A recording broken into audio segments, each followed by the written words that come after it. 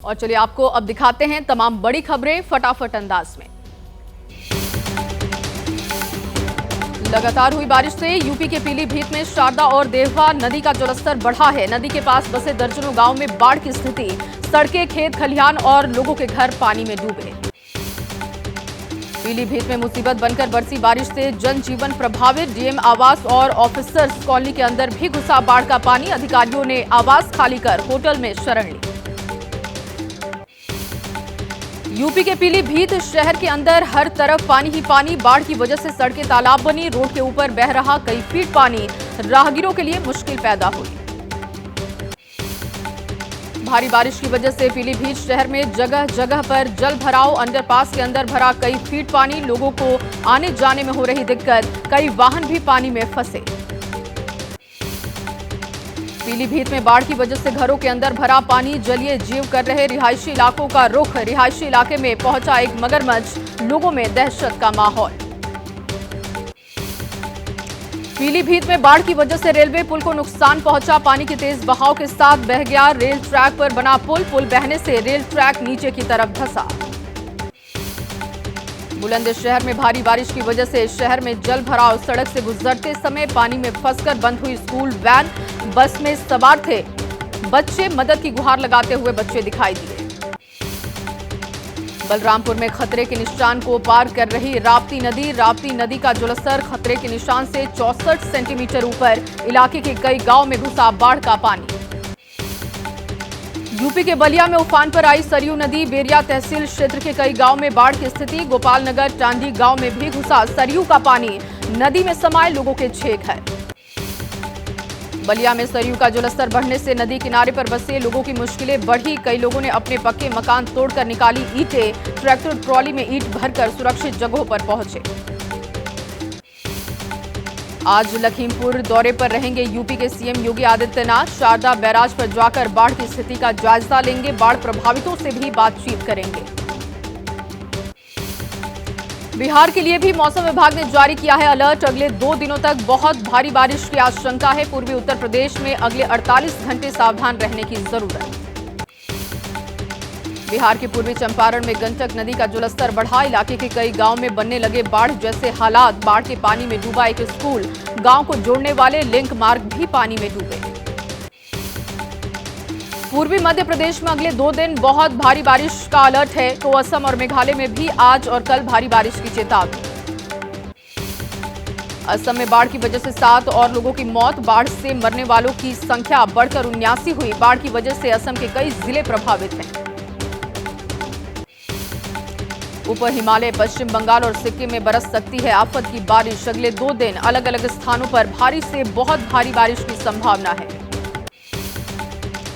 गुजरात के द्वारका में भी बाढ़ की वजह से जनजीवन प्रभावित हुआ। नेशनल हाईवे के ऊपर से बहने लगा पानी। जान जोखिम में डालकर आवाजाही करते हुए दिखाई दिए लोग। गुजरात के अमरेली में हुई मूसलाधार बारिश बनी मुसीबत। बरसाती नाले के बहाव में फंसी एक कार। लोगों ने कड़ी मशक्कत के बाद कार को बाहर निकाला। कर्नाटक के उडुपी में बाढ़ के पानी में फंसी एक कार। सड़क से गुजरते समय पानी के साथ बहने लगी थी कार। फायर ब्रिगेड कर्मियों की मदद से कार को बचाया गया। बाढ़ की मार झेल रहे उत्तराखंड के खटीमा के कई लोगों के घर में पानी घुसा। कई लोग छतों पर शरण ले रहे हैं। सड़कों पर जल भराव की वजह से लोगों की परेशानी बढ़ी। खटीमा में आई बाढ़ की वजह से घरों के बाहर निकल नहीं पा रहे लोग। रोजमर्रा के कामों के लिए घरों से बाहर निकलने में लोगों को हो रही दिक्कत। खटीमा में रास्तों पर पानी भरने से नाव के सहारे आवाजाही करते दिखाई दिए लोग। मुख्य मार्गों से लेकर लिंक मार्ग सब कुछ पानी में डूबा। गोवा में कोंकण रेल ट्रैक पर पड़ने वाले सुरंग घंटों तक रही बंद। सुरंग के अंदर भर गया था पानी के साथ बहकर आया कीचड़। भारी बारिश की वजह से टनल के अंदर पानी भरा। प्रधानमंत्री नरेंद्र मोदी के 2 दिवसीय ऑस्ट्रिया दौरे का आज आखिरी दिन है। ऑस्ट्रिया के राष्ट्रपति से मुलाकात करेंगे पीएम। प्रतिनिधि मंडल स्तर की वार्ता में होंगे शामिल। प्रधानमंत्री नरेंद्र मोदी की वियना पहुंचने पर स्वागत हुआ। होटल पहुंचने पर ऑस्ट्रियाई कलाकारों ने पीएम मोदी के स्वागत में वंदे मातरम गाया। ऑस्ट्रियाई चांसलर कार्ल नेहमर की तरफ से पीएम मोदी के मेहमान नवाजी की गई। ऑस्ट्रियाई चांसलर की तरफ से रखा गया रात्रि भोज। इस दौरान पीएम ने भारतीय प्रवासियों का अभिवादन किया। वियना में दोपहर 1:30 बजे पीएम मोदी का होगा जोरदार स्वागत, दिया जाएगा गार्ड ऑफ ऑनर। दोपहर 1:45 बजे ऑस्ट्रिया के चांसलर कार्ल नेहमर और पीएम मोदी के बीच द्विपक्षीय वार्ता भी होगी। दोपहर 3 बजे ऑस्ट्रिया और भारत की व्यापारिक बैठक होगी। शाम 5:30 बजे राष्ट्रपति से मुलाकात का कार्यक्रम है। प्रमुख लोगों से भी होगी मुलाकात। कार्यक्रम के आखिर में भारतीय समुदाय के लोगों को संबोधित करेंगे पीएम मोदी। रात 10:25 पर होगा पीएम मोदी का संबोधन। पीएम नरेंद्र मोदी को रूस का सर्वोच्च सम्मान मिला। रूसी राष्ट्रपति व्लादिमीर पुतिन ने प्रधानमंत्री नरेंद्र मोदी को order of Saint Andrew the Apostle से किया सम्मानित।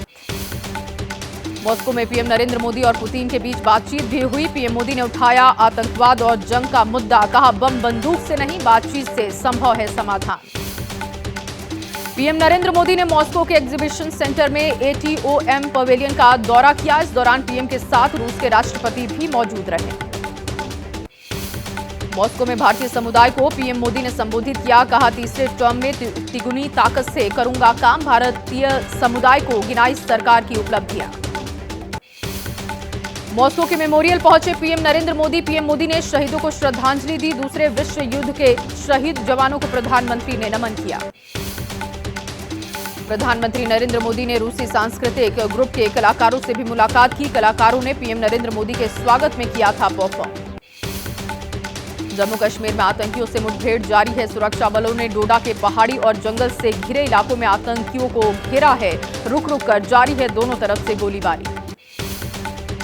कठुआ पहुंची एनआईए टीम, आतंकी हमले की जांच में जुटी। घटनास्थल का दौरा किया। आतंकियों के हमले में 5 जवान शहीद हुए।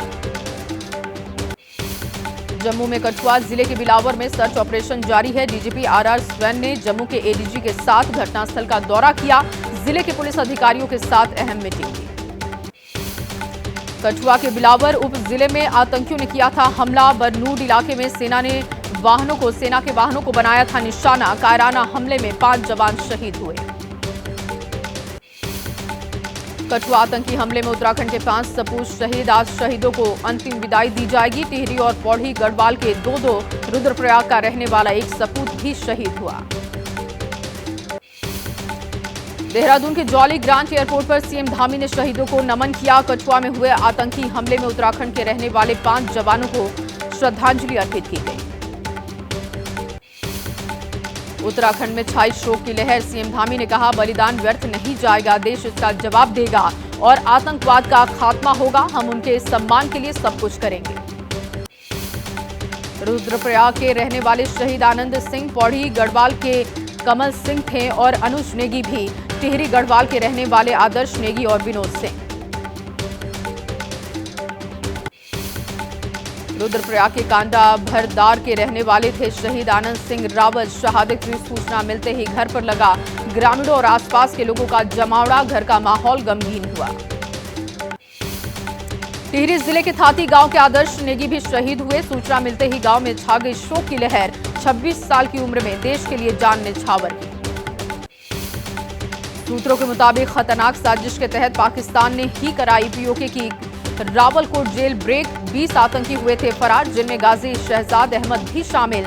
शहजाद के भारत में घुसने की भी आशंका। 14 से 15 अगस्त से पहले बड़े हमले की तैयारी में आतंकी थे। सूत्रों के मुताबिक पाकिस्तानी जेल से भागे आतंकियों में से करीब 6 आतंकी भारत में घुसे। 3 बड़े जगहों पर हमले की प्लानिंग है। आतंकी हमले की कांग्रेस ने भी निंदा की। शहीदों को नमन किया। कांग्रेस नेता दीपेंद्र हुड्डा ने कहा सरकार गंभीरता से ले और आतंकियों को उन्हीं की भाषा में जवाब दे। कांग्रेस नेता सचिन पायलट का बयान, संसद में सरकार करती है दावा, जम्मू कश्मीर में हालात बहुत बेहतर, लेकिन हमारे जवान हो रहे शहीद, सरकार को जवाब देना होगा। कांग्रेस नेता मनीष तिवारी ने कहा बीते 7 महीने में जम्मू कश्मीर में 24वां आतंकी हमला है। क्यों लगातार हो रहे आतंकी हमले, सरकार से कड़ी कार्रवाई की उम्मीद। कठुआ आतंकी हमले में आरजेडी नेता मनोज झा ने कहा बड़ी बातें हो रही थीं। धारा 370 हटाए जाने के बाद हालात होंगे सामान्य। क्या ये सामान्य हालात के लक्षण? लोकसभा चुनाव के बाद फिर आमने सामने एनडीए और इंडिया। 7 राज्यों की 13 सीटों पर विधानसभा उपचुनाव के लिए वोटिंग जारी है। 13 जुलाई को आएंगे नतीजे। उपचुनाव में पश्चिम बंगाल की 4, हिमाचल प्रदेश के 3, उत्तराखंड की 2, पंजाब, मध्य प्रदेश, तमिलनाडु और बिहार में एक-एक सीट पर डाले जा रहे हैं वोट। विधानसभा के लिए हो रहे उपचुनाव में बिहार के रुपौली सीट पर कांटे की टक्कर है। आरजेडी से लोकसभा चुनाव हार चुकी बीमा भारती का मुकाबला जेडीयू के कलाधर मंडल से है। एमपी के अमरवाड़ में बीजेपी प्रत्याशी कमलेश शाह और कांग्रेस प्रत्याशी धीरन शाह के बीच चुनावी जंग है। गोंडवाना गणतंत्र पार्टी बढ़ा सकती है मुश्किलें। हिमाचल में सीएम सुक्खू की साख दांव पर। देहरा सीट पर बीजेपी के होशियार सिंह से मुख्यमंत्री सुक्खू की पत्नी कमलेश ठाकुर का मुकाबला। पीएम मोदी आम बजट से पहले कल अर्थशास्त्रियों से मुलाकात करेंगे। आगामी बजट के लिए उनके विचार और सुझाव पर बातचीत करेंगे। 23 जुलाई को पेश होगा बजट। राजस्थान विधानसभा में डिप्टी सीएम दिया कुमारी वित्त मंत्री के तौर पर आज करेंगी बजट पेश। बोली सभी वर्गों को ध्यान में रखकर बनाया गया है बजट। राजस्थान में बजट सत्र के दौरान हंगामे के आसार हैं। सदन में नेता प्रतिपक्ष टीकाराम बोले, पिछले बजट का 1% हिस्सा भी खर्च नहीं कर पाई है सरकार। केरल पहुंचे जेपी नड्डा ने कांग्रेस को बताया परजीवी। बोले, कांग्रेस बैसाखियों पर चलने वाली पार्टी। बीजेपी की मीटिंग में शामिल होने के लिए केरल पहुंचे थे। नीतीश कुमार के करीबी पूर्व आईएएस अधिकारी मनीष वर्मा की राजनीति में एंट्री हो गई है। पार्टी के कार्यकारी अध्यक्ष संजय झा ने दिलाई है जेडीयू की सदस्यता। मिल सकती है बड़ी जिम्मेदारी। कांग्रेस सांसद राहुल गांधी अपने संसदीय क्षेत्र रायबरेली का दौरा उन्होंने किया। रायबरेली के चुरुआ हनुमान मंदिर में दर्शन करने पहुंचे। हनुमान भगवान की पूजा और आरती की। रायबरेली में शहीद अंशुमान सिंह के माता पिता से भी राहुल गांधी ने मुलाकात की। शहीद अंशुमान की मां राहुल गांधी से बातचीत में उन्होंने कहा, बंद हो अग्निवीर योजना। जमीन की चकबंदी के खिलाफ लखनऊ में प्रदर्शन करने जा रहे बीकेयू से जुड़े किसानों से मिले राहुल गांधी। काफिला रोककर सुनी समस्याएं, सपोर्ट करने का वादा किया। राहुल गांधी के मणिपुर दौरे पर नहीं थम रही सियासत। बीजेपी की शासिया इल्मी बोली, बंगाल में हिंसा पीड़ित महिलाओं से क्यों नहीं मिलते राहुल गांधी। पीएम मोदी को मणिपुर जाने की सलाह देने पर भड़की बीजेपी। कहा, दूसरों को सलाह देने की जगह कुछ दिन तमिलनाडु में राहुल को बिताने चाहिए, जहां दलित लगातार मर रहे हैं। हरियाणा के पूर्व सीएम और कांग्रेस नेता भूपेंद्र हुड्डा का नायब सिंह सरकार पर वार। बोले, प्रदेश के सारे काम दिल्ली में किए जा रहे, हरियाणा में चल रही गुरु चेले की सरकार। कन्नौज से बीजेपी के पूर्व सांसद सुब्रत पाठक पर बीजेपी महिला मोर्चा की जिलाध्यक्ष नेहा त्रिपाठी ने गंभीर आरोप लगाए। बोली, शारीरिक आर्थिक शोषण करते आ रहे हैं सुब्रत। कर्नाटक से बीजेपी सांसद रमेश जिगाजिनागी ने अपनी ही पार्टी पर गंभीर आरोप लगाए। कहे, दलित विरोधी है बीजेपी। मोदी कैबिनेट में जगह नहीं मिलने से नाराज चल रहे हैं। उपराष्ट्रपति जगदीप धनखड़ कल महाराष्ट्र के दोनों सदनों को संबोधित करेंगे। लोकतांत्रिक मूल्यों और नैतिकता को बढ़ाने पर रखेंगे अपने विचार। महाराष्ट्र विधानसभा चुनाव से पहले सिद्धिविनायक के दरबार में पहुंचा अजीत पवार का दल। मंत्रियों और विधायकों के साथ अजीत पवार ने लिया आशीर्वाद। बिहार में नीट पेपर लीक मामले में 2 और गिरफ्तारी हुई है। सीबीआई ने नालंदा और गया से 2 आरोपियों को पकड़ने का दावा किया। पेपर लीक गैंग में शामिल होने का आरोप है। नीट यूजी परीक्षा के मुद्दे पर एनएसयूआई का चंडीगढ़ में प्रदर्शन। राजभवन की तरफ मार्च करने वाले प्रदर्शनकारियों को पुलिस ने रोका। शिक्षा मंत्री के इस्तीफे की मांग कर रहे हैं। हाथरस मामले में एसडीएम, सीओ सहित 6 अधिकारी सस्पेंड किए गए। एसआईटी रिपोर्ट मिलने के बाद सीएम योगी ने कार्रवाई की। एसआईटी रिपोर्ट में बाबा को क्लीन चिट, आयोजकों को ठहराया गया जिम्मेदार। हाथरस मामले की जांच के लिए बनी एसआईटी ने 34 चश्मदीदों के बयान लिए। चश्मदीदों ने कहा, बाबा ने मंच से किया था ऐलान, मेरी चरण रज लेने से दूर हो जाएंगे सभी के कष्ट। पीड़ित परिवार ने उठाए सवाल, अधिकारियों के निलंबन से नहीं है संतुष्ट। भोले बाबा के खिलाफ हो कार्रवाई। बड़े लोग हैं इसीलिए भोले बाबा के खिलाफ नहीं हो रही कार्रवाई। कानपुर के बिधनू करसुई गांव में बने बाबा के आश्रम को लेकर जांच। आश्रम की जमीन को लेकर तहसील स्तर पर जांच करा रहा जिला प्रशासन। 26 साल पहले कासगंज के आश्रम से भोले बाबा ने शुरुआत की थी। हाथरस की घटना के बाद मंगलवार को आश्रम पर सन्नाटा रहा। पुलिस और मीडिया से बच रहे बाबा के भक्त। हाथरस में आजाद पार्टी के अध्यक्ष चंद्रशेखर आजाद ने कहा, पीड़ित परिवारों को भोले बाबा 1-1 करोड़ और सरकार 25-25 लाख रुपए की मदद करे। वोट बैंक के चलते कार्रवाई से बच जाते हैं ऐसे बाबा।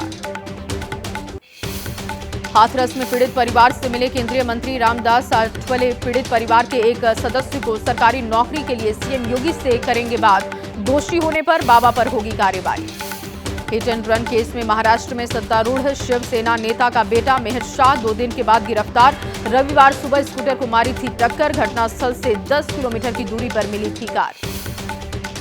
Worli hit and run case में मुंबई की एक अदालत ने कल तक के लिए बढ़ाई ड्राइवर की हिरासत। आरोपी मेहर शाह के साथ कार में बैठा था driver. Worli hit and run case में कार्रवाई हुई। जुहू का बार आबकारी विभाग सील किया गया। यहीं पर आया था घटना का मुख्य आरोपी मेहर शाह। एनसीपी एसपी नेता अनिल देशमुख का आरोप 2 दिन के बाद आरोपी को गिरफ्तार करने की वजह से नेगेटिव आएगी शराब पीने की रिपोर्ट। कहा क्या ये सब उसे बचाने के लिए किया गया। कांग्रेस नेता वर्षा गायकवाड़ ने पीड़ित परिवार से की मुलाकात। कहा यह पहला केस है जिसमें सीसीटीवी फुटेज नहीं मिल रहा। किसको बचाने के लिए ये सब कुछ हो रहा।